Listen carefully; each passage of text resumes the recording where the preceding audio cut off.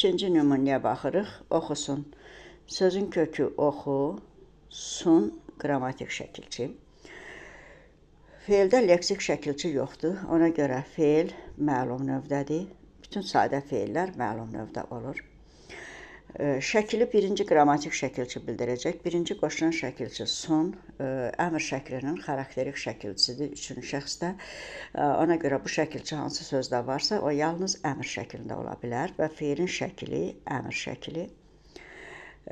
Baxırıq ki, burada artıq deməli başqa şəkilçi yoxdur. Deməli sözdə nə zaman, nə də hissəcik yoxdur. Deməli oxusun sözü sadə feildir. Məlum növdə əmr şəklində işlənib. Üçüncü nümunə. Almalısa. Al sözün kökü, malı qrammatik şəkilçi,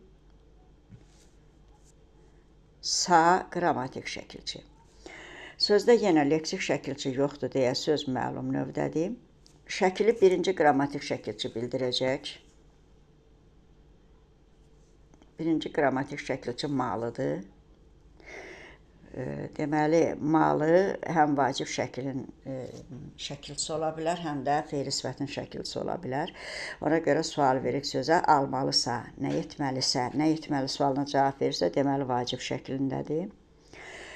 Sa həm isənin ixtisar forması ola bilər, həm də şərt şəkilçisi ola bilər. Əgər sa birbaşa sözdə birinci qrammatik şəkilçisidirsə, onda feil şərt şəklində olur. Yəni o şərt şəkilçisi olur.